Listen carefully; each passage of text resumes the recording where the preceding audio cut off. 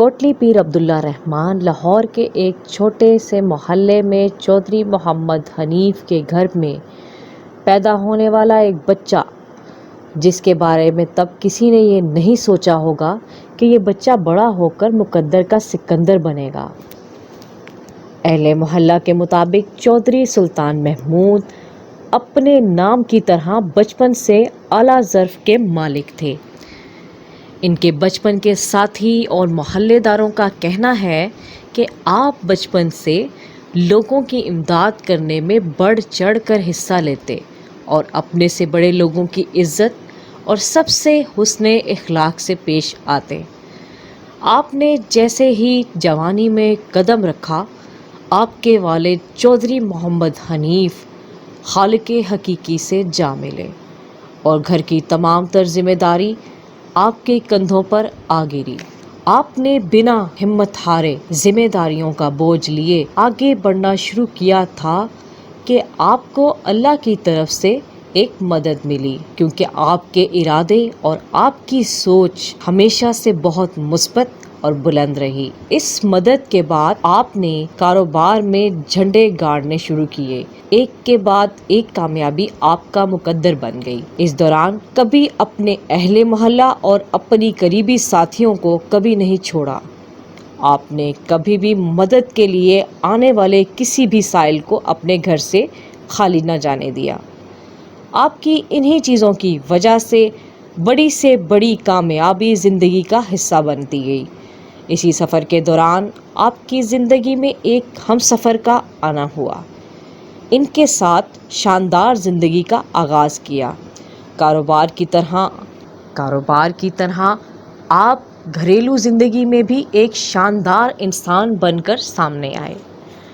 اسی کے دوران اللہ پاک نے آپ کو 2 اولادوں سے نوازا، بیٹی اور بیٹا، اور کاروبار نہ صرف پاکستان بھر میں بلکہ دنیا کے دوسرے ممالک میں بھی پھیل گیا۔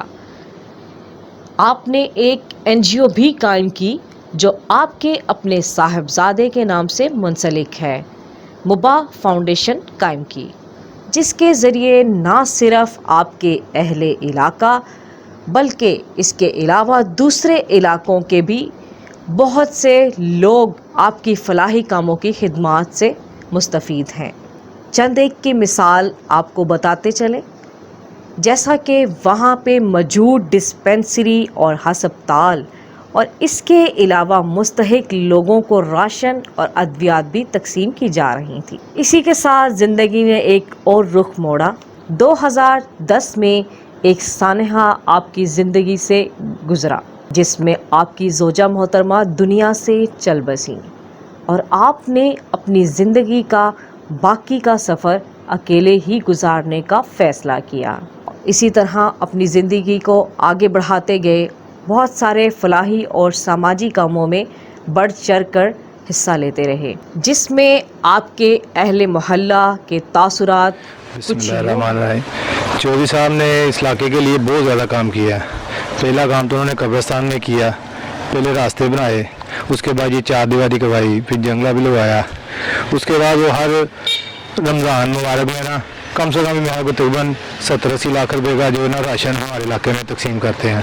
پھر بڑی عید آتی ہے، بڑی عید پہ بھی وہ تقریباً ہر غریب بندے کو 1000 2,000 چودھری سلطان صاحب کے بارے میں صرف اتنا ہی کہوں گا کہ جیسے سورج کو نا چراغ دکھانے کی بات ہوتی ہے نا، تو ہمارے علاقے میں ایک سورج ہے جو تمام لوگوں کو نا اپنی روشنی منتقل کرتا ہے۔ اور میں اس کے بارے میں یہی کہوں گا کہ میں نے ان کو جب بھی کہا کہ چودھری صاحب یہ لاکھوں کا کام ہے، تو انہوں نے کہا لبیک راشد کر دو۔ یہ کہ ان جیسے کہ زاہد بھائی نے بتایا کہ یہ کام جو ہے ہمارے سیاستدانوں کے کرنے والے ہیں، وہ سیٹوں پہ بیٹھ کر نہیں کرتے، یہ تاجر ہو کر یہ کام یہ کر رہے ہیں، اور میں سمجھتا ہوں کہ ان کو فرشتہ کہنے اور بالکل ایک جیسا ہی ہوگا، کیونکہ جو فرشتوں والے کام ہیں، نیکی کے جتنے کام لگا لیں وہ چودھری صاحب کے ذمہ ہیں اور اللہ کے حکم سے وہ پورے کرتے ہیں، کبھی کوئی نا امید نا مایوس۔ یہ جو محفل ہم کراتے ہیں مسجد میں، اس میں جو بھی ان کا اخراجات تقریباً اتنے کافی ہیلپ کرتے ہیں۔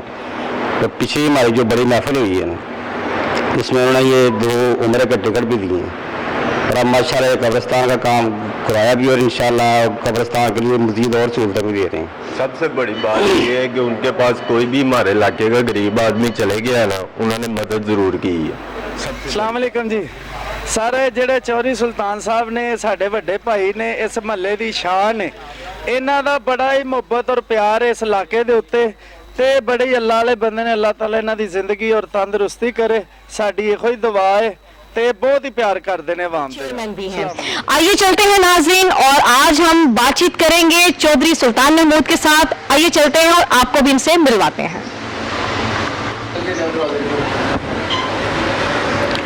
अस्सलाम वालेकुम सर, कैसे हैं आप सर?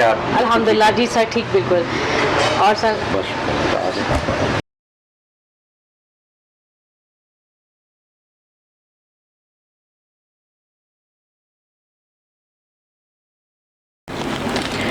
जी अस्सलाम वालेकुम सर, कैसे हैं सर आप? मैं ठीक हूँ. सर आज हम आपके घर हाजिर हुए हैं आपसे चंद बातें करने के लिए, और मतलब कुछ हमारा दिल चाह रहा था कि हम आपके साथ आज ढेर सारी बातें करें और पूछें कि आप आम रूटीन में कैसे टाइम गुजारते हैं.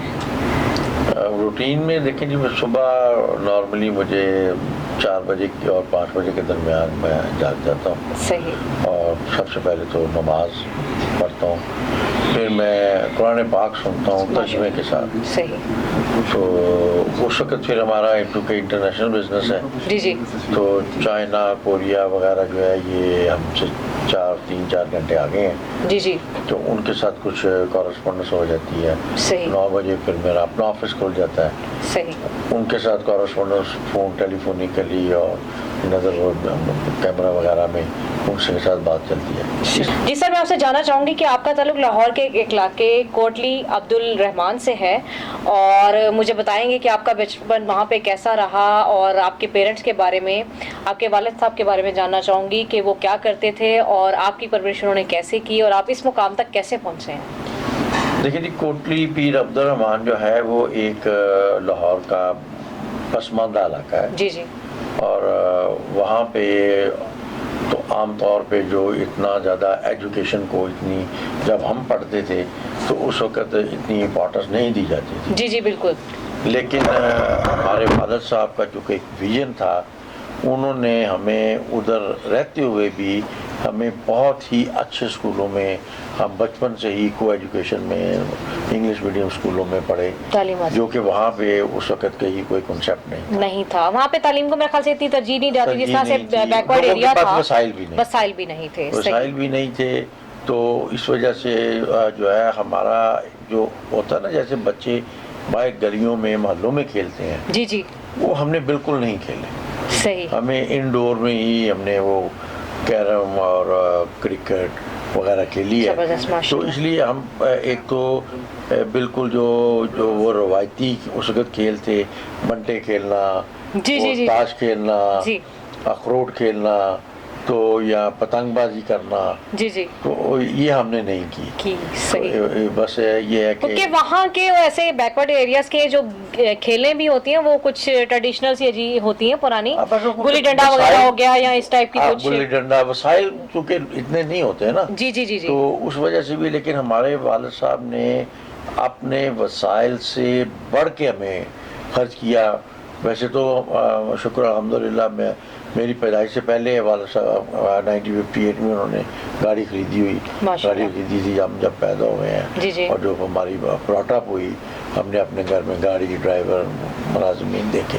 लेकिन नॉर्मली ये इन ऐसे इलाकों में ये चीज़ें नहीं पाई जाती थी. सर, आपके वाले साहब का ताल्लुक किसी सियासी ग्रुप से था, ग्रोह से था, यहाँ के वो बिजनेसमैन थे कोई अच्छे? नहीं, वो प्योरली बिजनेसमैन थे, लेकिन थोड़ा सा इलाकाई सियासत में उनका डायरेक्टली ताल्लुक नहीं था. लेकिन चूँकि पुराने वक्त में, आज से 50 साल पहले, जो एक ख़ानदान होता था वो एक ही तस्वर किया जाता था. जी जी. आज तो हर भाई की एक अपनी अलग-अलग है. तो उनके जो बड़े भाई थे, जो मेरे ताया जी, जी जी, वो उस वक्त सियासत में थे.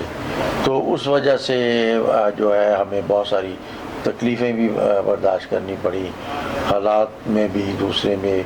फिर आपको पता है जो गांव वगैरह की सियासत होती है ना, इसमें लड़ाइयाँ, झगड़े, कत्ल, ہم نے خود دیکھے کہ ہمارے 2 سگے بھائی تھے جی جی جو قتل ہو گئے. آپ کے سر؟ ہمارے کہہ لیں کہ جو میرے تایا جی کے ساتھ جن کا ریلیشن تھا یا گروپ ہمارے گروپ کے کہہ لیں. جی جی جی جی. تو اب لیکن وہ یہ 2 بھائی جو قتل ہوئے ہیں وہ یہ اس کا مطلب یہ نہیں تھا کہ ہم اس سے اب بری ذمہ ہیں، کیونکہ وہ ہمارے سے ریلیٹ کر رہے تھے. میرے تایا جی کو بھی گولیاں لگیں. تو اب وہ معاملہ جو ایشو تھا وہ لڑائی ایک تایا جی کی نہیں تھی، اب صحیح وہ کمبائن جنگ تھی، وہ ایک پوری فیملی کی تھی اور سب سفر کرتے. وہ خاندان کے خاندان ایک ہی چیز کو لے کے چلا کرتے تھے، وہ ایک وقت ہوتا تھا. یہ وہ سیاست جو ہے نا یہ اس لیے جو ہے اس میں تو یہ چیزیں آپ کو پتہ ہی چلتی ہیں. جی جی جی جی. اور لڑائی جھگڑا وغیرہ تو یہ ہم نے دیکھا بچپن میں. صحیح. تو سر اعلیٰ تعلیم آپ نے کہاں سے حاصل کی؟ اسکولنگ آپ کی لاہور میں ہوئی اور اعلیٰ تعلیم آپ نے کہاں سے حاصل کی؟ جو کالج لائف ہے آپ کی، یونیورسٹی لائف ہے، اس کے بارے میں ہمیں تھوڑا بتائیے گا. جی جو آپ نے لفظ استعمال کیا اعلیٰ تعلیم، میرے پاس کوئی اعلیٰ تعلیم نہیں ہے. میں نے اسکولنگ ہماری ہوئی لاہور میں ہی، وہ انگلش میڈیم اسکول تھا اور کو ایجوکیشن تھی. شالیمار پبلک اسکول بغال پورہ میں ایک بڑا اسکول تھا. اس کے بعد ہم ڈان باسکو جو انگلش میڈیم اسکول تھا مشنری کا یہ اسٹیشن پہ، یہاں سے میں نے میٹرک کیا. اس کے بعد اسلامیہ کالج ریلوے روڈ سے میں نے ایف ایس سی کی. تو اس سے آگے میں اپنی ایجوکیشن کنٹینیو نہیں کر سکا چونکہ اچانک میرے والد صاحب کی ڈیتھ ہو گئی اور ہی واز جسٹ 42 جب ان کی ڈیتھ ہوئی ہے. اور میرے میڈیکل کے ایگزامز ہو رہے تھے ایف ایس سی کے. لیکن یہ اللہ کا شکر ہے کہ اس میں میں نے ایک دفعہ تو سوچا کہ امتحان کنٹینیو نہ کروں، لیکن سب نے کہا کہ نہیں امتحان کنٹینیو کرو، کیونکہ ڈیورنگ دا ایگزام ان کی ڈیتھ ہوئی تھی. تو میرا پھر داخلہ بھی میڈیکل کالج میں ہو گیا، لیکن وہ لاہور سے باہر ہوا. تو وہ میرے لیے ممکن نہیں تھا گھر کا بڑا ہونے کے ناطے. تو مجھے پھر وہ اپنی پڑھائی جو ہے لیو کرنی چھوڑی. تو سر کتنے بہن بھائی ہیں آپ؟ ہم 6 بہن بھائی ہیں. ماشاء اللہ. کتنی بہنیں اور کتنے بھائی؟ 3 بھائی ہیں اور 3 بہنیں. ماشاء اللہ. یعنی کہ آپ سب سے بڑے تھے، پھر آپ نے ان کی آگے سے ذمہ داری سنبھالی والد صاحب کے بعد؟ جی میں تیسرے نمبر پہ تھا، میرے سے 2 بہنیں بڑی تھی. لیکن بھائیوں میں میں بڑا تھا. ایگزیکٹلی. تو بزنس میں جو بھی تھا اس وقت اس کو پھر میں نے دیکھنا شروع کیا. صحیح. اور چھوٹے بھائی جو تھے انہوں نے ایک نے انجینئرنگ کی، ایک نے ماسٹرز کیا سائیکالوجی میں پنجاب یونیورسٹی. جی جی جی صحیح. سر اس کے بعد کا میں آپ سے پوچھنا چاہوں گی کہ آپ کی اٹیچمنٹ اپنے والد صاحب کے ساتھ زیادہ تھی یا اپنی اماں کے ساتھ؟ اب ویسے تو میری اٹیچمنٹ جو تھی نا وہ ہمارے والد صاحب کا ایک بڑا ایک خاص انداز تھا کہ وہ کہتے تھے دیکھو شیر کی نظر اور کلاؤ سونے کا نوالا. تو ہم ان کے ساتھ اتنے وہ جسے کہتے ہیں نا فری ہونا. جی جی. وہ آخری دنوں پہ جا کے میں کچھ تھوڑی بہت بات کر لیتا تھا. وہ ادروائز اگر ہمیں ان دنوں جو میں 70s کی بات کر رہا ہوں اور 80s کی، تو ان دنوں میں بھی یہ ٹی وی وغیرہ اتنے کامن نہیں ہوتے تھے. تو ہمارے گھر 70s میں بھی ٹی وی تھا. تو اب ٹی وی میں اس وقت مجھے یاد ہے ایک الف نون پروگرام ہوتا تھا. جی جی exactly. P T V Pakistan television سے ٹیلی کاسٹ ہوتا تھا. تو وہ ہمیں بڑا پسند تھا. لیکن اب اس کی یا کوئی اور پروگرام دیکھنا ہے تو ہمیں باقاعدہ والدہ کے ذریعے والد صاحب کو کہہ کے تو اجازت ملتی تھی کہ ٹھیک ہے یہ پروگرام دیکھ لیں. جیسے کہہ لیں کہ وہ ایک سینسر بورڈ تھا کہ آیا یہ بچوں کو یہ پروگرام دکھانا ہے یا نہیں. اب وہ چونکہ ایک گھر میں ان کا جو مقام تھا وہ ایک وی آئی پی کا تھا، ایک بادشاہ کا جیسے ہوتا ہے. ایگزیکٹلی. تو اب ٹی وی بھی ان کے کمرے میں تھا تو ہم کمرے سے باہر بیٹھ کے ٹی وی دیکھتے تھے. اور جب وہ پروگرام ختم ہوتا تھا تو وہ اندر مخصوص آواز سے یہ ایسی آواز نکالنی. تو اس کا مطلب یہ ہوتا تھا کہ بھی آپ نے پروگرام دیکھ لیا تو ہم اس وقت دوڑے لگا کے اپنے کمروں میں. مطلب والد صاحب کا ڈر بہت تھا سب کو، اور میرے خیال سے اماں کے ساتھ سارا فرینڈلی ماحول ہوگا بچوں کا. لیکن مجھے جو یاد ہے کہ میں نے بچپن سے لے کے اور جب تک وہ زندہ رہی ہیں سب سے زیادہ گالیاں میں نے ہی کھائی ہیں والدہ سے. جب مجھے زیادہ چھوٹے ہوتے مجھے نہلاتی تھی تو ساتھ مارتی تھی کہ یہ تم ہاتھ صحیح طرح نہیں لگا رہی ہے. تو مجھے بڑا ہوتا تھا کہ میں نے والدہ سے بہت مجھے جھٹکیاں پڑی ہیں. تو شاید میں کوئی زیادہ غلطیاں یا ایک فیلنگ آتی ہے جی جی جی تو میں نے ایک پروگرام دیکھ رہا تھا، تو اس میں وہ آشا بھوسلے جو ہے جی جی وہ کہہ رہی تھی کہ یہ جو لتا ہے نا اس کو ماں سے بڑی مار پڑتی تھی، تو مجھے نہیں پڑتی تھی، اور جتنی مار پڑی ہے آج یہ اتنی ہی اوپر گئی ہے۔ اس دن سے یقین کریں کہ مجھے نا ایک جیسے کہ کانفیڈنس نہیں مل جاتا جی جی کہ جی نہیں یار وہ میری جو وہ مار تھی یا جو مجھے گالیاں ملتی تھیں اس کے پیچھے ایک بہت بڑی بلیسنگ تھی۔ بے شک بے شک۔ اور یہ بات میں نے جب وہ آشا جی کے منہ سے سنی تو مجھے فوراً میں نے شکر کا کلمہ کہنے پڑا کہ نہیں ایسی بات نہیں تھی کہ ماں میرے سے ناراض تھی، لیکن یہ ان کی ایک محبت کا انداز تھا۔ بے شک یہ بات ہے کہ ماں کی مار میں بھی محبت ہوتی ہے، اور اس کی بلیسنگ سے، دعاؤں سے انسان کو نہیں پتا ہوتا کہ مقام کیا مل جاتا ہے۔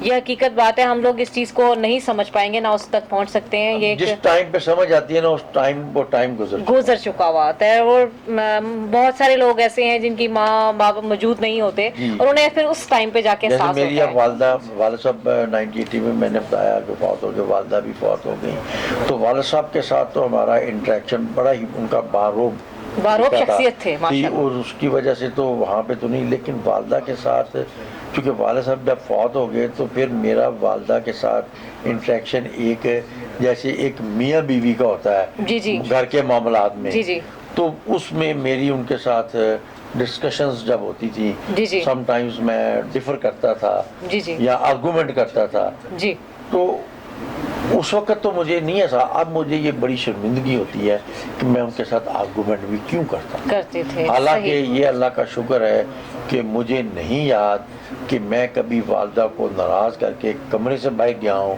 یا کوئی ایسا حکم جو انہوں نے مجھے کہا ہو جو میں نے نہ پورا کیا، لیکن پھر بھی وہ جو فیملی کے معاملات، بہنوں بھائیوں کے معاملات یا شادی کے بعد بیوی کے معاملات میں کچھ آرگومنٹس میں کچھ تھوڑی سی جذباتی طور پہ بات کر دینی سختی سے یا زور سے کہہ دینی یا ان کی آواز سے ذرا اونچی آواز میں کہہ دینی، میں آج اس پہ بھی شرمندہ ہوں۔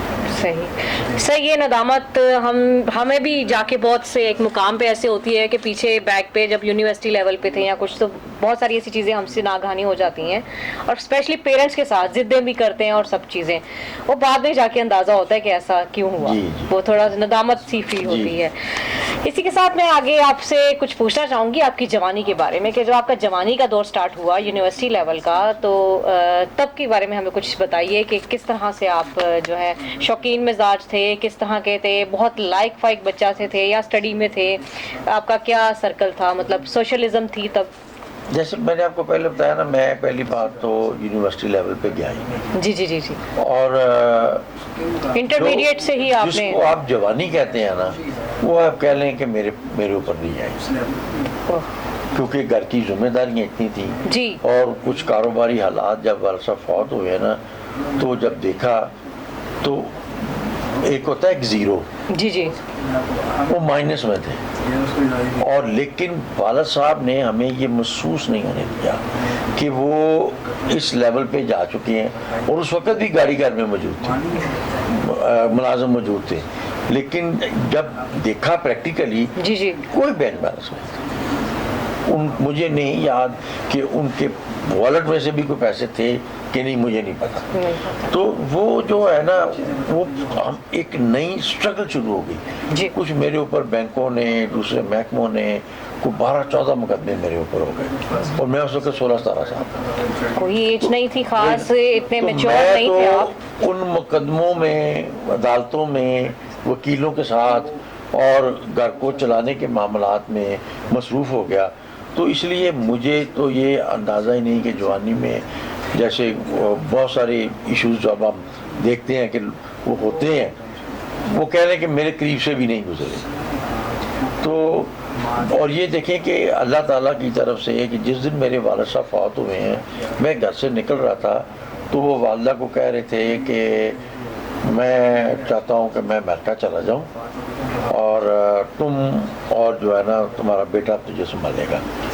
تو مجھے تو سوچ بھی نہیں سکتا تھا کہ اسی دن 4 بجے کے قریب مجھے اطلاع مل گئی کہ ان کو ہارٹ اٹیک ہوا اور وہ فوت ہو گئے، تو اب یہ دیکھیں نا کہ وہ جو امریکہ جانے والی بات تھی ایک قسم کی, وہ دنیا سے رخصت ہو گئے, بس وہ ان کے منہ سے الفاظ نکلے الفاظ, پر وہ کسی اور طرح سے جو ہے وہ یہ پریکٹیکلی سامنے آئے. اس لیے وہ جوانی والی, لیکن یہ تھا کہ میں جو میری ڈریسنگ تھی وہ جب بھی میں کرتا تھا وہ میں اچھی کرتا تھا, سوٹ وغیرہ پہننا یا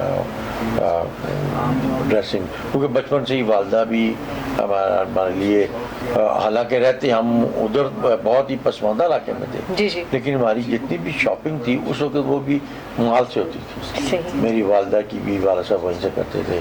ہمیں آج بھی یاد ہے کہ ایک شالیمار ڈپارٹمنٹل سٹور بنا تھا اس کے بالکل ساتھ, تو ادھر ہم نے جانا, یا نارکلی سے شاپنگ زیادہ تر صرف انارکلی یا مال روڈ سے. صحیح. تو پھر اسکولوں میں بھی وہ ٹائی شائی لگاتے تھے, اور کچھ ہم نے دیکھا والد صاحب بھی بہت اچھی ڈریسنگ کرتے تھے. ہمارے جو دادا جی تھے کیونکہ وہ بھی برٹش کے ساتھ اس وقت وہ کام کرتے تھے, وہ بھی سوٹ پینٹ شرٹ ٹائی شائی لگانا. جبکہ جہاں پہ ہم رہتے تھے وہاں پہ تو لوگ جسے لنگی کہتے ہیں, لنگی ہوتی ہے, ایک دھوتی ہوتی ہے پاؤں تک, لنگی ہوتی ہے گھٹنوں, یہ شارٹس میں, اور اوپر صرف ایک بنیان. یہ ایک نارملی لباس تھا. اور کہیں جب بیاہ شادی پہ جانا ہے تو انہوں نے ایک جوڑا شلوار قمیص کا جو ہے وہ پہننا ہے. صحیح. لیکن یہ ہے کہ ہمارا کچھ تھوڑا سا ڈفرنٹ تھا, مطلب والد صاحب نے شروع سے ہی کچھ تھوڑا بہت آپ لوگوں کے لیے گروم کیا اور ساری یہ چیزیں انہوں نے اپنے ویژن کے مطابق. صحیح. کہ میں آپ سے یہ پوچھنا چاہوں گی کہ اتنی اسٹرگلنگ کے بعد, ہارڈ ورکنگ کے بعد آپ ایک مقام پہ ہیں ماشاءاللہ, اللہ پاک آپ کو اس سے بھی اعلیٰ مقام دے. آپ نے اپنے بزنس کا آغاز کس طرح سے کیا اور کس طرح سے توڑ چڑھایا, اس کے بارے میں ہمیں کچھ بتائیے گا. جیسے میں نے آپ کو بتایا کہ میرے والد صاحب کی بالکل اچانک ان کی وفات ہوئی. تو وہ آلریڈی جو ہمارا بزنس تھا وہ اس وقت برانڈس روڈ پہ موجود تھا, جہاں پہ آج بھی میں وہیں پہ ہی بیٹھا ہوں. تو اس سے پہلے میرے والد صاحب نے کافی بزنس کیے, ٹرانسپورٹ کا بھی کیا, اسٹیل مل بھی لگائی, پھر اور بڑی چھوٹی عمر میں انہوں نے بہت سارے کام کیے. تو گورنمنٹ کو جو کانٹریکٹر بھی تھے وہ امپورٹ بھی کرتے تھے. لیکن جب میں نے پھر جب یہ دیکھا جا کے تو اس وقت جو ایسٹس تھے ہمارے ان سے زیادہ لائبلٹیز تھی, اور جو بزنس میں بالکل جو تھوڑا بہت کچھ مال پڑا تھا اس وقت وہ بھی ودن 3-4 منتھ سب کچھ ختم ہو گیا. لیکن میں اپنا جو برانڈس روڈ پہ ہمارا شو روم تھا یا دکان جس کو آپ کہتے ہیں, ادھر کنٹینیوسلی جاتا رہا, جیسے کہ اللہ تعالیٰ کا حکم ہے کہ آپ گھر سے نکلیں. تو پیسے بالکل نہیں تھے, بے شک ہیلا کر اور وسیلہ اللہ پاک کی ذات نوازتی ہے. تو مجھے وہ ایک ہمارے نیبر میں ہی ایک دیندار تھے بزرگ, وہ امام مسجد بھی تھے اور ساتھ اپنا وہ لکڑی کا کام پیٹرن میکر تھے. تو پتہ نہیں کس طریقے سے ان سے بات ہوئی اور انہوں نے کہا ہم کمیٹی ایک ڈال رہے ہیں, تو آپ کو ہم پہلی کمیٹی دے دیں گے, لیکن شرط یہ ہے کہ آپ 5,000 روپے ہمیں مسجد کے لیے چندہ دیں گے. تو کمیٹی 25,000 کی تھی. تو میں کیونکہ جا رہا تھا, بیٹھ رہا تھا, تو کچھ کرنے کا تو میرے میں تھا کہ میں کوئی کام کروں. تو میں نے ان کو 5,000 روپے دے کے 25,000 روپے کی کمیٹی دے دی. اور مجھے یاد ہے کہ میں نے اللہ سے یہ دعا کی کہ اللہ میاں میں نے تو پیسوں کے لیے پیسے دیے ہیں, تو بہت بڑا ہے, تیری مہربانی ہے اگر تو میرے اس 5,000 کو ایز اے ڈونیشن قبول کر لے. صحیح, کیونکہ آپ کی نیت میں تو وہ ایک اچھے کام کے لیے آپ نے ان کو دیے. اب وہ تھا کہ ان پیسوں کا کیا کیا جائے. تو ابھی میں یہ سوچ ہی رہا تھا کہ میرے ایک عزیز تھے, ان کو کچھ پیسوں کی ضرورت پڑی تو میں نے ان کو آفر کر دی. تو جیسے اللہ تعالیٰ کا ایک ہے کہ کر بلا سو بلا, تو اس کے جواب میں ان کو بھی جب پتہ چلا, یہ پتہ جانتے تو تھے نا کہ فیملی میں والد صاحب نہیں ہے, اب یہ کچھ کرنا چاہتا ہے. جب انہوں نے مجھے کہا, ایک کام مجھے بتایا کہ میرے ایک دوست کراچی میں ہے, تو وہ کرتے ہیں سینڈ پیپر کا کام تھا وہ کر لو. صحیح. تو اس طرح پھر میں سینڈ پیپر کے بزنس میں آ گیا. صحیح. اور آج بھی میں اسی بزنس میں ہوں اور اللہ کا شکر ہے کہ اس وقت میں پورے پاکستان میں کہہ سکتے ہیں کہ ہم نمبر 1 ہیں اپنی پروڈکٹ میں, اس کی سیلز میں. اور بس یہ اس طرح میں نے بزنس اپنا سٹارٹ کیا ہے, بزنس کو گرو کیا جو بڑی چھوٹی اماؤنٹ سے آپ کہہ سکتے ہیں کہ بڑی. ماشاءاللہ یہ ہم سب کے لیے بھی ایسے لوگوں کے لیے مثال ہیں جو کہ اپنی زندگیوں کو ایک زیرو پہ لے جاتے ہیں اور ایک قدم سے بھی جو سٹارٹ نہیں لیتے, ان کے لیے ایک مثال ہے. سر اسی کے ساتھ آگے ایک اور سوال آپ سے کرنا چاہوں گی کہ آپ کا پولیٹیکل سرکل تو کوئی ہے نہیں ہے آپ کے بارے میں جہاں تک ہمیں نالج ہے, لیکن کوئی فردر آپ کا کوئی ارادہ ہے کہ آپ کسی سیاسی گروہ کے ساتھ شامل ہونا چاہ رہے ہیں, یا آپ کے خاندان میں کوئی پسند فرماتا تھا اس چیز کو؟ نہیں, جیسے میں نے بتایا کہ میرے تایا جی سیاست میں تھے, اس کے بعد محلوں میں اگر آپ انوالو نہ بھی ہوں تو انڈائریکٹلی تو آپ انوالو ہوتے ہی ہیں. جی جی جی, لنکنگ ہو جاتی ہے. تو لیکن پریکٹیکلی نا مجھے سیاست میں کوئی مجھے جو بہتری نظر نہیں آئی, کیونکہ دیکھیں اگر میں آپ سے ہی پوچھوں اور جو سیاست کا اس وقت جس طریقے سے سیاست چل رہی ہے, کیا آپ جو ہمارا ایک بیسک 5 دیکھیں نا ہماری چیزیں جن کے اوپر ہمارا ایمان مکمل ہوتا ہے, اس میں ایک یہ ہے کہ آخرت پہ ایمان. تو آپ مجھے بتائیں کہ آج کل کی سیاست کر کے آپ آخرت میں آپ کے اللہ تعالیٰ کو سیٹسفائی کر سکیں گے؟ بالکل بھی نہیں. جو کرپشن کا جو چل رہا ہے دورہ مطلب جو بھی آ رہا ہے وہ کوئی نہ کوئی اپنا مطلب کرپشن میں انوالوڈ ہے, وہ یہ انوالوڈ ہے. وہ جتنا مرضی بھی اچھا بننے کی کوشش کریں, لیکن جو آپ کے ساتھ سراؤنڈنگز میں لوگ ورکنگ کر رہے ہیں, عہدے پہ ہیں, وہ آپ. سر اسی کے ساتھ میں ایک اور آپ سے بات پوچھنا چاہوں گی کہ اتنے سارے پروجیکٹس میں مطلب فراہی پروجیکٹس آپ کے چل رہے ہیں, اسی طرح آپ کی ایک فاؤنڈیشن ہے مباح فاؤنڈیشن کے نام سے, تو اس میں ڈفرینٹ کیٹاگرائز کیا ہوا آپ نے کچھ چیزوں کو, کچھ ہیڈس کو. آپ کیسے مینیج کر لیتے ہیں اتنی ساری چیزوں کو ایک ساتھ؟ اس میں ایسا ہے کہ یہ چونکہ سارے ایک ٹائم پہ نہیں ہوتے. جیسے رمضان کا پروجیکٹ ہے ہمارا, وہ ہم کچھ پچھلے 20-22 سال سے سستا رمضان لگا رہے ہیں. اچھا. وہ رمضان کے مہینے میں ہوتا ہے. جی جی. اور کووڈ کے جب آنے کی وجہ سے ہمیں کچھ پرابلمز آئی تھی, لیکن بلکہ کووڈ کی وجہ سے پھر جب ہم نے اس کو سوچا, غور کیا, تو ہمیں جس طریقے سے ہم پہلے کر رہے تھے اس سے بھی زیادہ اچھی ہمارے پاس پروپوزیشن آ گئی. تو اب ہم وہ رمضان میں کرتے ہیں. اس کے بعد ایک ہمارا پروجیکٹ جو ریگولر جو چل رہے ہیں, ایک ہے ہمارا بڑی عید پہ جو کہ ہم بہت سارا گوشت جو تھا وہ ڈسٹریبیوٹ کرتے تھے. تو 1200-1500 لوگ جو تھے وہ ہمیں وزٹ کرتے تھے. وہ بھی کووڈ کی وجہ سے ہم اب تھے کہ اس کو کیسے کریں مینیج. وہ بھی اللہ نے کیا کہ ہم نے بڑے اچھے طریقے سے وہ بھی مینیج ہو گیا.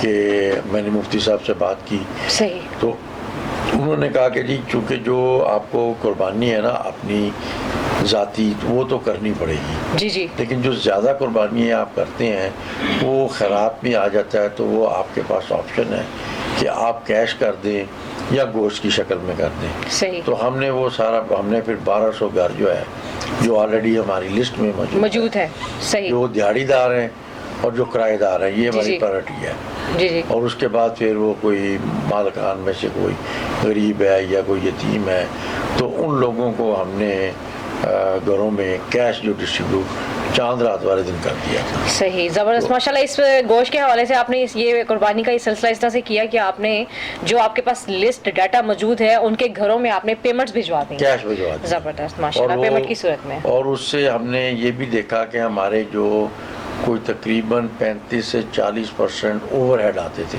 ٹوٹل کاسٹ پہ, وہ بھی سیو ہو گئے اور وہی پیسہ لوگوں میں چلا گیا. تو اس طرح اب اور ہاسپٹل ہیں وہ بھی ہم نے بنا کے تو آگے جو رن کر رہے ہیں ان کو دے دیا, ان کو گائے بہ گائے دیکھتے رہتے ہیں. تو کچھ ہمارا علاقے کے جو کچھ لوگ ہیں ان کے بچیوں کی شادیوں کا مسئلہ ہے, ایجوکیشن کا مسئلہ ہے, سم ٹائمز ڈلیوری کا آ جاتا ہے، پھر وہ ہاسپٹلائزیشن آ جاتی ہے.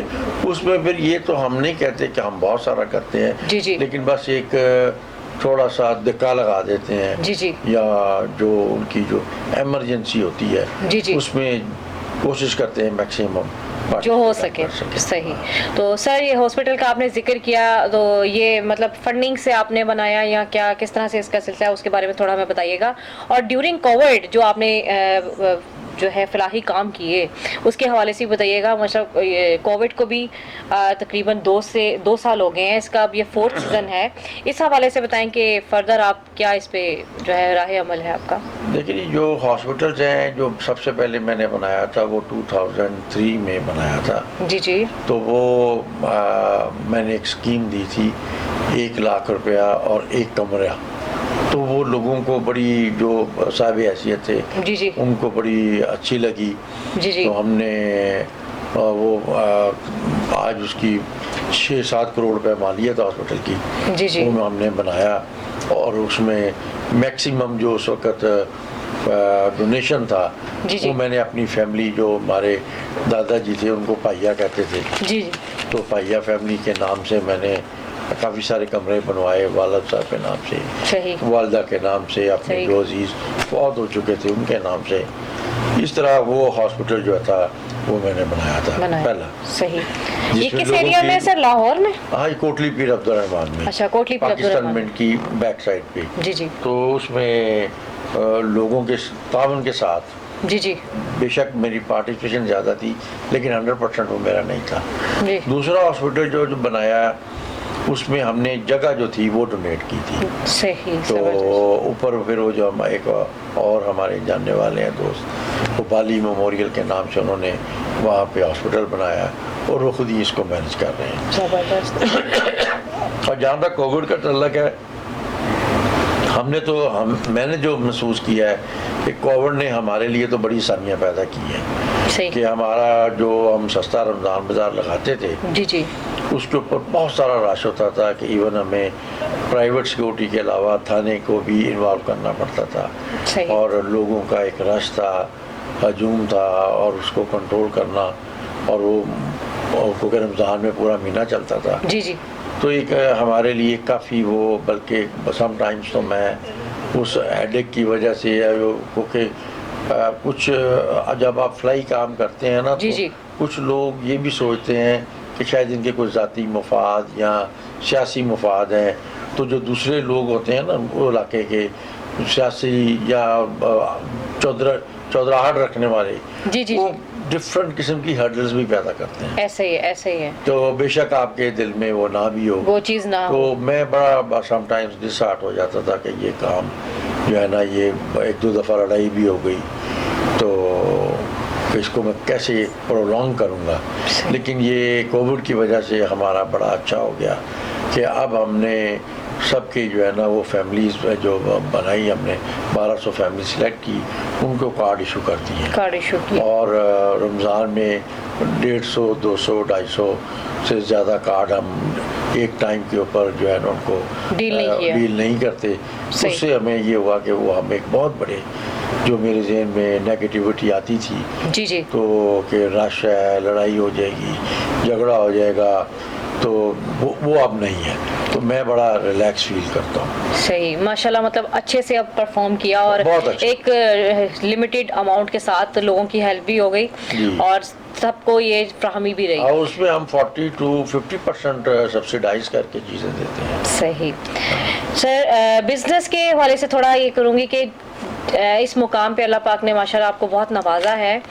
اس ہرڈلز میں کوئی ایسا یادگار واقعہ جو آپ کو بہت دل فریب ہو، آپ آج بھی کبھی بیٹھ کے آپ کو اچانک یاد آ جاتا ہے اس ہرڈلز کے دوران، یا کوئی ایسا واقعہ جو کہ آپ کی ایک یادگار بنا ہو، تو وہ آپ پلیز ہمارے ساتھ شیئر کریں گے؟ دیکھیں دل فریب تو خیر میں نہیں کہہ سکتا، وہ دل خراش تھا. وہ جب شروع میں جب بزنس میں آیا تو ہم نے وہ سینڈ پیپر کا کام شروع کیا. تو اس کے کچھ مشینری وغیرہ جو تھی وہ چاہیے تھی اس کے بیلٹ بنانے کے لیے. تو اور اس مشینری کی جو قیمت اس وقت بھی चंद करोड़ में थी, आज बहुत सारे करोड़ों में है, तो हम वो अफोर्ड नहीं करते थे। तो मैं एक तजर्बा कर रहा था, तो उस तजर्बे में एकदम ब्लास्ट हो गया और मुझे नजर आना बंद हो गया। सीरियसली, मतलब उस एक्सपीरियंस के ड्यूरिंग? हाँ, वो ब्लास्ट हो गया और मुझे नजर आना बंद हो गया। म्यू अस्पताल में मुझे जल्दी से ले जाया गया। वहाँ पे 2-2.5 घंटे के बाद मुझे फिर उन्होंने कोई ट्रीटमेंट वगैरह किया तो दोबारा नजर आना शुरू हुआ।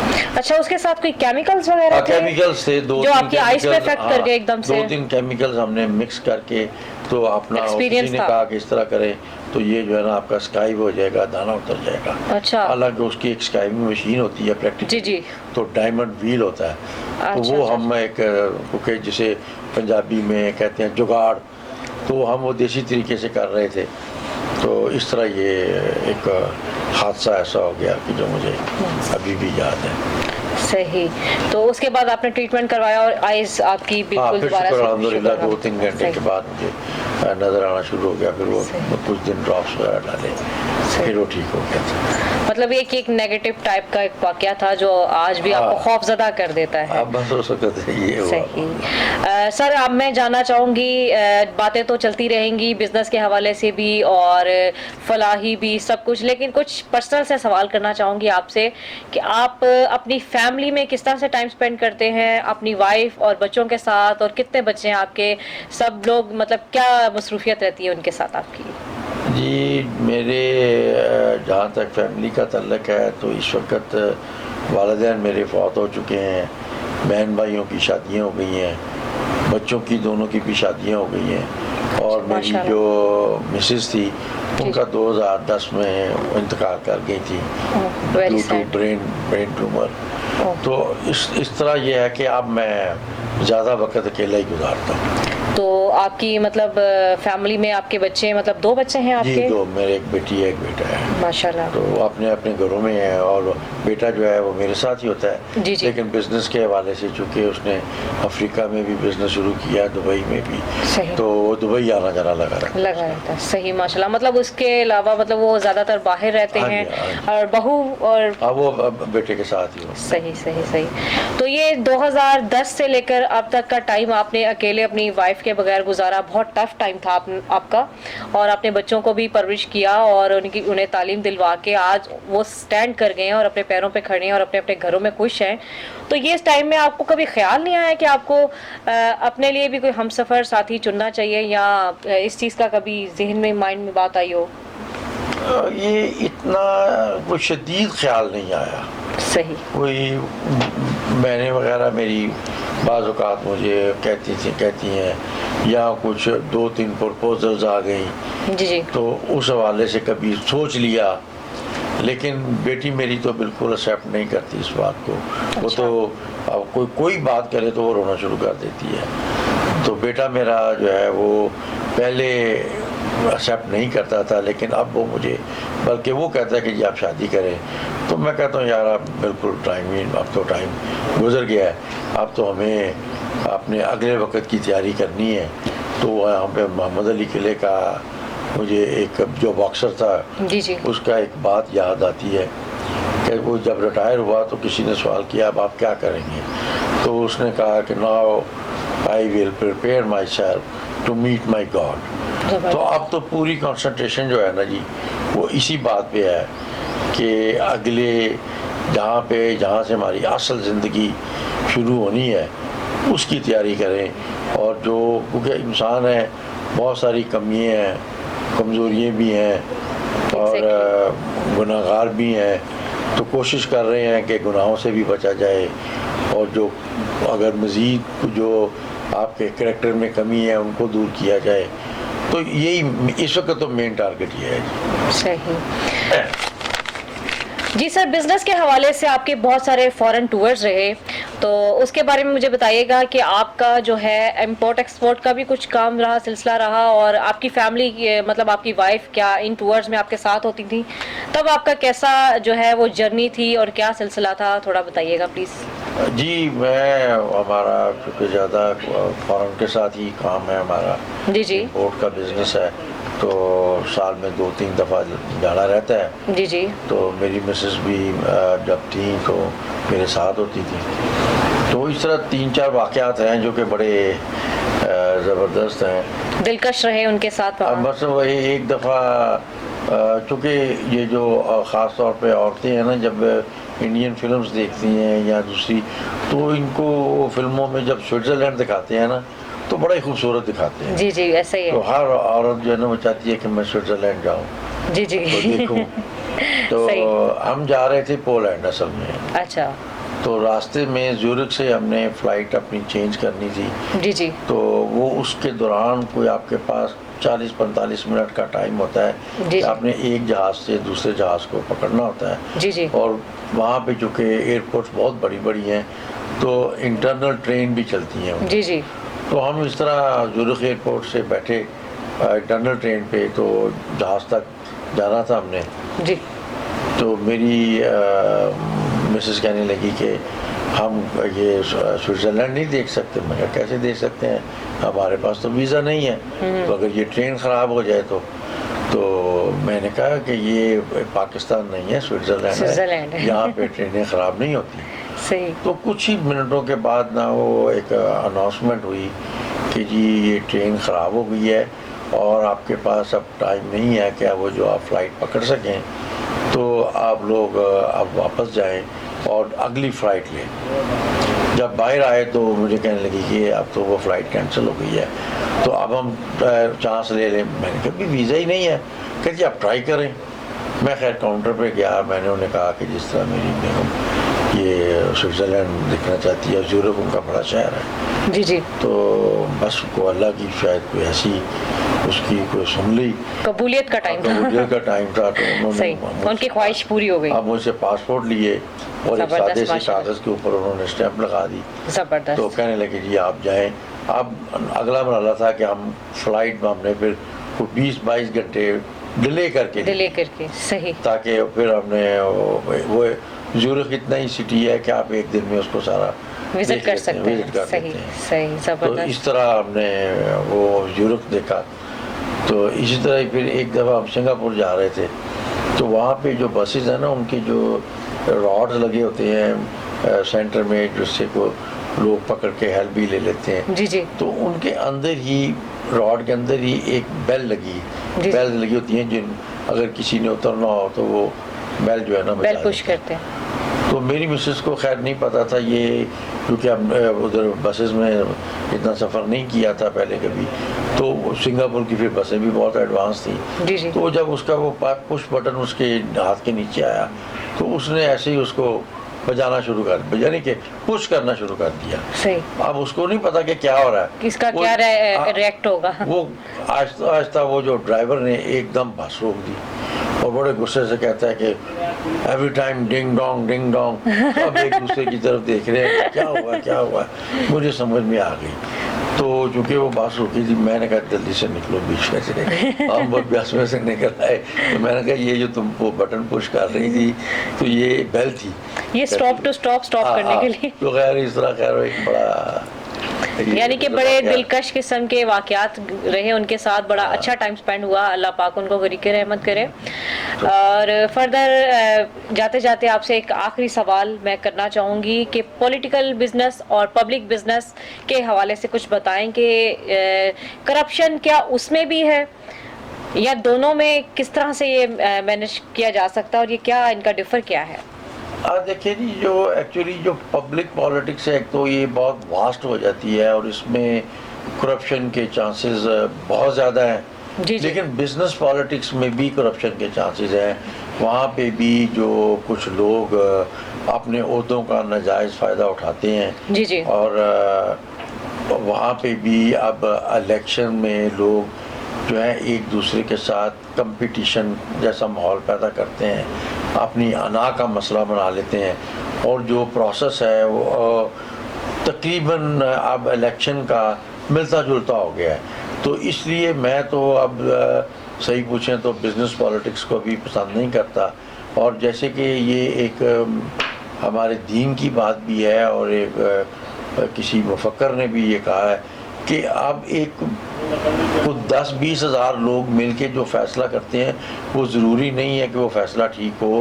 اگر اس سے بہتر جو کہ انٹلیکچوئل لوگ ہیں وہ 10-11 لوگ بیٹھ کے اگر چناؤ کر لیں تو وہ زیادہ بہتر ہے، جو کہ ہمارا دین بھی یہ کہتا ہے. جی بالکل. تو کہ اس میں اب پبلک میں تو جو آدمی الیکشن پہ کھڑا ہو گیا اور جس نے پیسہ آج کل لگا دیا یا سپورٹ بڑی پارٹی کی مل گئی وہ جیت جاتا ہے.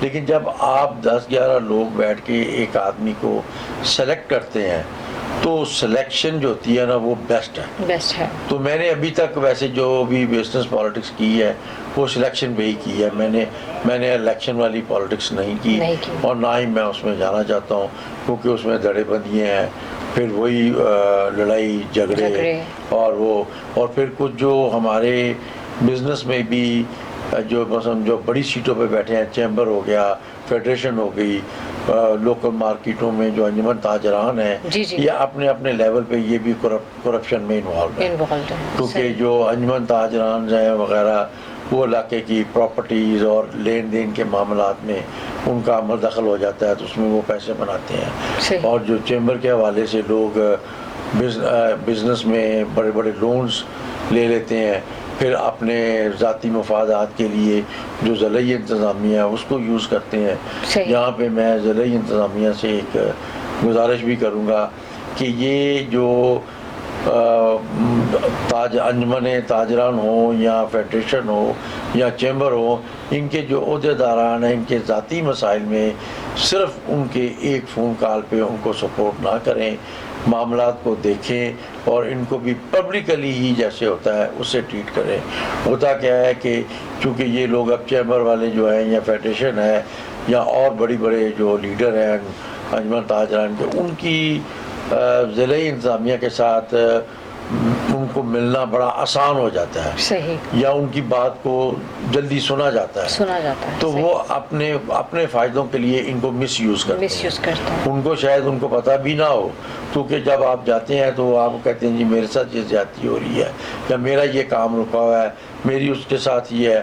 وہ ایک فون اٹھاتے ہیں، کال کر دیتے ہیں، اور جو نیچے والا عملہ ہے وہ چونکہ ان کے باس کا فون آیا ہے تو وہ اس کو یہ نہیں دیکھتے کہ یہ جو بندہ کمپلینر ہے جو آیا ہے یہ جسٹیفائی بھی کرتا ہے کہ نہیں کرتا، وہ میرٹ پہ سچا بھی ہے کہ نہیں ہے. وہ انہوں نے اٹھا کے اس کو فیور کرنا ہے. اس سے یہ ایک بڑی میں سمجھتا ہوں کہ زیادتی ہوتی ہے. اور اس معاملات کو ایک باقاعدہ پہلے تو سکروٹنی کمیٹی بننی چاہیے، وہ فیصلے کو دیکھے معاملات کو. وہ اگر ضلع انتظامیہ کے پاس جائے یا کوئی آن دی ہول پبلک پرابلم ہو اس میں ضلع انتظامیہ جو ہے وہ ڈائریکٹ انوالو ہو جائے تو کوئی حرج نہیں، لیکن پرسنلی یہ کسی کو اوبلائج نہ کریں.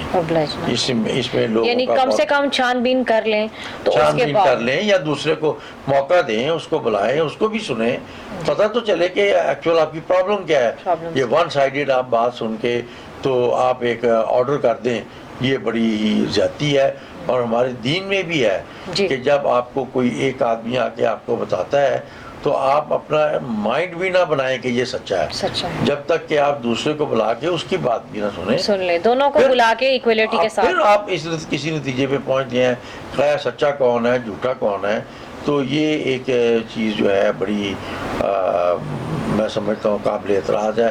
اور بلکہ میں عمران خان صاحب کو اخراج تحسین پیش کروں گا کہ انہوں نے مئی میں مجھے یاد ہے 2 مہینے پہلے اپنی ایک پبلک سپیچ میں بھی کہا کہ کچھ جو ہیں وائٹ کالر کرائم لوگ ہیں جو کہ بہت زیادہ نقصان پہنچاتے ہیں ایک پٹواری سے یا ایک SHO سے بھی زیادہ، کیونکہ وہ لوگ افیکٹو سیٹوں پہ بیٹھے ہیں یا ان کے ریلیشنز ہو جاتے ہیں.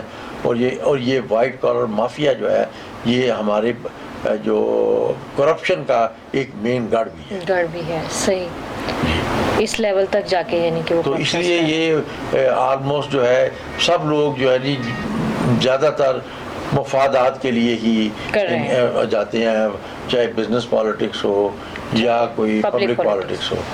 لیکن مجھے نہیں پتا کہ یہ اپنے رب کو کیا جواب دیں گے، اس کے لیے ان کے پاس کیا تیاری ہے کہ اصل چیز تو وہ ہے وہ چیزیں ہم نے بلا دی ہیں. ہم منہ سے اقرار آخرت کا کرتے ہیں, آخرت پہ ہمیں یقین نہیں ہے. اگر یقین ہو تو کرپشن کیسے کر سکتے ہیں؟ صحیح کہہ رہے ہیں سر, بالکل صحیح. تو سر تھوڑا ایک کویشچن آپ سے کرنا چاہوں گی کہ کیا زندگی میں کبھی کوئی ایسا جیک لگا ہو کہ بہت چھپڑ پھاڑ کر کہیں سے ملا ہو, یا کوئی خزانہ ہاتھ لگا ہو, کوئی ایسا واقعہ کوئی ہے کوئی؟ جی, وہ چھپڑ پھاڑ کے اصل میں وہ ایک ہے کہ وہ ایک خزانہ اس طرح تو نہیں آج کل ملتا نا کہ زمین میں سے کچھ سونا نکل آیا, ایسا ہی ہے, ایسا نہیں. لیکن میرے ساتھ ایک واقعہ ایسا ہوا کہ جیسے اگر آپ کو کوئی جیسے عام طور پہ جو آدمیوں کی جوتا ہوتا ہے وہ 9 نمبر اور 10 نمبر ہوتا ہے, جی جی, اور اگر آپ کو کوئی کہے جی 14 نمبر کا جوتا ہے, جی جی, تو میرا خیال ہے کہ وہ 9 نمبر کا اگر 5000 کا جوتا ہے تو 14 نمبر کا کوئی 200 روپے کا بھی کہے نا کہ آپ خرید لیں تو آپ نہیں لیں گے, کیونکہ کسی کو پورا ہی نہیں آنا. بالکل ایسے ہی ہے, ٹھیک ہے. اسی طرح ہی ہمارے کاروبار میں کچھ ہمارے جو گرینز ہوتے ہیں جس میں گرین سائز ہوتا ہے سینڈ کا, جی جی, تو کچھ ایسے گرینز تھے جو بالکل ڈیڈ تھے. تو مجھے کسی نے انگلینڈ سے ایک اسٹاک لاٹ منگوائی تو وہ بیچنا چاہتا تھا لیکن اس کا کوئی خریدار ہی نہیں تھا. اب 14 نمبر 16 نمبر جوتے کا کون خریدار ہوگا؟ کوئی بھی نہیں. صحیح. تو اس کو مجھے وہ جو مال ملا وہ 82-83 کی بات ہے. جی جی. اس وقت اس کی انٹرنیشنل پرائز جو تھی مارکیٹ ویلیو کوئی 8 سے 9 ملین تھی. تو میں نے لیکن تھا ڈیڈی, تو میں نے اس کو بہت تھوڑی یعنی 40,000 روپیہ اس کو میں نے کہا جی میں دے دوں گا. تو ان دنوں پہ جو باہر بھی فیکٹریاں بند ہوتی ہیں نا جب, تو وہ لوگ یہ نہیں دیکھتے کہ ہمیں کوئی فائدہ نہیں ہوگا, وہ انہوں نے اپنی جگہ کو خالی کرنا ہوتا ہے اور وہ سم ٹائمز آپ کو بالکل فری آف کاسٹ مال دے دیتے ہیں کہ بس آپ اپنے خرچے پہ اس کو لے جائیں. وہ بھی اسی طرح ہی باہر سے مال لے کے آیا تھا. صحیح. تو خیر میں نے جب کراچی گیا مال دیکھا تو وہ چونکہ اوپن پلیس پہ پڑا تھا, جی جی, تو وہاں پہ ہیومیڈیٹی زیادہ ہوتی ہے, جی جی, تو اس کی وجہ سے گرین بھی اتر رہے تھے. تو میں نے کہا بھی یہ تو مال نہیں ٹھیک, میں نے 40 کا 20,000 کہا. اچھا. تو اس بندے نے مجھے 20,000 میں بھی وہ دے دیا مال. زبردست. اب اس مال کی انٹرنیشنل پرائز 8 سے 9 ملین تھی. میرے ذہن میں صرف یہی تھا کہ میں اس کو ایک اسٹاک شو کر کے تو بینک سے لون لے لوں گا. مجھے یہ تھا کہ یہ بکنا تو ہے نہیں. جی جی. لیکن اب اللہ تعالیٰ کا کوئی نظام ہے دینے کا, تو کوئی پاکستان آرڈننس فیکٹری جہاں پہ اسلحہ بنتا ہے ان کی کوئی ڈیمانڈ آ گئی انہی گرینز کی. اچھا. اور اسی طرح ایک باٹا فیکٹری تھی ان کی بھی انہی گرینز کی ڈیمانڈ آ گئی. اب وہ جو چیز مجھے 100 روپے میں کاسٹ کرتی تھی, انٹرنیشنل پرائس اس کی 15,000 تھی, میں نے ان کو 12,000 روپے میں وہ آفر کیا, لے لیا. اب 100 اور 12,000 روپے کا پروفٹ آپ چھپڑ پھاڑنے والی بات ہی ہے. ایگزیکٹلی. اس طرح میرا یہ ایک آپ کہہ سکتے ہیں کہ اللہ تعالیٰ نے مجھے ایک ڈبل سٹی مطلب وہ 4 کے پرائس میں گئی 2000 ٹائمز. جی جی جی جی, 3000 ٹائم. تو یہ ایک جیک تھا جو جس کو آپ چھپڑ پھاڑ کے مجھے کہہ سکتے ہیں کہ اللہ نے دیا. صحیح, ماشاءاللہ, زبردست. اچھا, اس سے ایک تھوڑا اور بھی کہ بزنس میں جو ہے اور کامیابی میں قسمت کا کنیکشن زیادہ ہوتا ہے یا آپ کی محنت بہت زیادہ کاؤنٹ کرتی ہے, اس کے بارے میں تھوڑا سا لاسٹ میں بتائیے. جہاں تک میں سمجھتا ہوں کہ محنت کا ہے نا, وہ صرف اتنا ہی ہے کہ جو ہمارے دین میں ہے کہ آپ اپنے گھر سے نکلو. جی بالکل. آگے جو کچھ بھی ہے نا برکت, وہ برکت ہے, اور وہ اس کو آپ قسمت کا نام دے لیں. اور وہ برکت کب آئے گی؟